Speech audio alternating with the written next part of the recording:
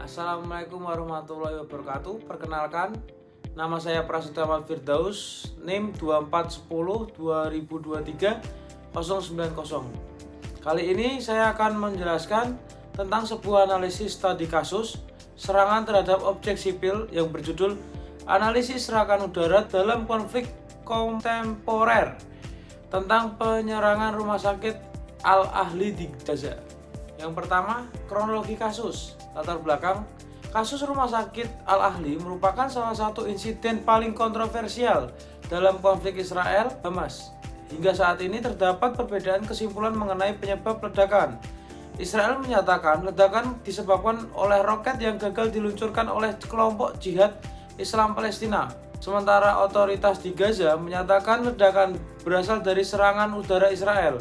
Sejumlah investigasi independen menyatakan bukti yang tersedia belum cukup untuk memberikan kesimpulan yang pasti mengenai pelaku. Oleh karena itu, analisis berikut berfokus pada aspek hukum humaniter internasional dan dampak kemanusiaannya, bukan pada penetapan pelaku.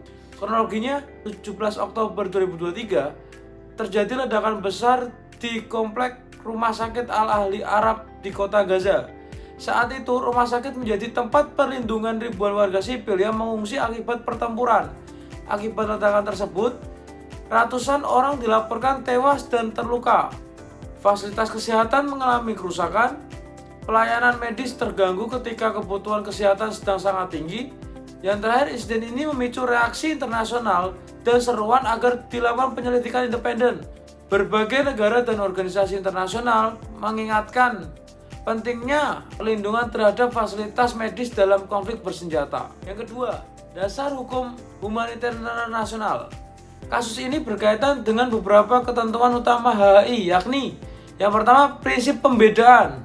Pihak yang berperang wajib membedakan antara yang pertama, kombatan, yang kedua warga sipil, yang ketiga objek militer, yang keempat objek sipil. Rumah sakit merupakan objek sipil yang mendapat perlindungan khusus. Yang kedua, perlindungan rumah sakit. Menurut Konvensi Geneva 4 pada tahun 1949, Protokol Tambahan 1 tahun 1977, rumah sakit sipil tidak boleh diserang selama menjalankan fungsi kemanusiaannya. Perlindungan tersebut hanya dapat hilang apabila rumah sakit digunakan untuk melakukan tindakan yang secara nyata merugikan operasi militer, dan bahkan dalam keadaan demikian tetap harus memenuhi persyaratan hukum yang sangat ketat. Yang ketiga, prinsip proporsionalitas. Walaupun terdapat target militer yang sah, suatu serangan tetap dilarang apabila diperkirakan akan menimbulkan korban sipil yang berlebihan dibandingkan keuntungan militer yang diperoleh. Yang keempat, prinsip kehati-hatian.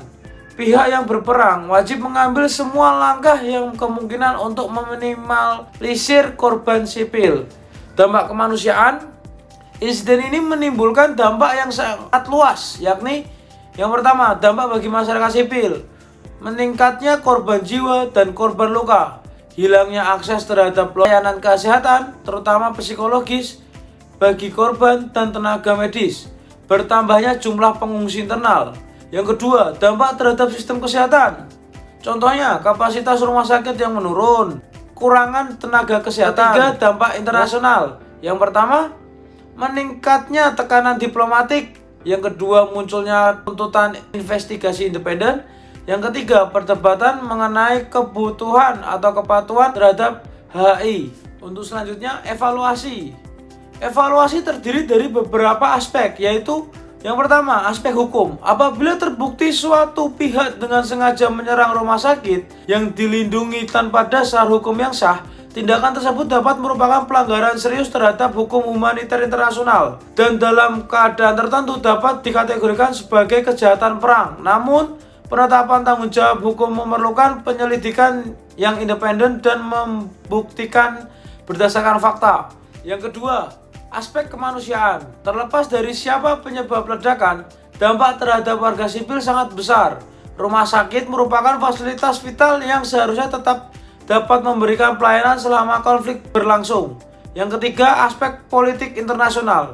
Insiden ini memperburuk ketegangan internasional, meningkatkan tekanan terhadap para pihak untuk mematuhi hukum humaniter, serta mendorong seruan gencatan senjata dan perlindungan yang lebih kuat bagi warga sipil. Maka kesimpulannya, kasus Rumah Sakit Al-Ahli menunjukkan bahwa perlindungan terhadap objek sipil merupakan prinsip fundamental dalam hukum humaniter internasional. Terlepas dari siapa yang pada akhirnya dinyatakan bertanggung jawab, semua pihak dalam konflik bersenjata memiliki kewajiban untuk yang pertama, melindungi warga sipil, yang kedua, menghormati fasilitas kesehatan, yang ketiga, mematuhi prinsip pembedaan, proporsionalitas, dan kehati-hatian, dan yang terakhir, serta memfasilitasi bantuan kemanusiaan. Kesimpulan dari keseluruhan analisis awal sampai akhir adalah kasus ledakan di Rumah Sakit Al-Ahli menunjukkan bahwa perlindungan terhadap objek sipil merupakan salah satu prinsip paling penting dalam hukum humaniter internasional. Penetapan tanggung jawab hukum memerlukan penyelidikan yang independen dan berbasis bukti.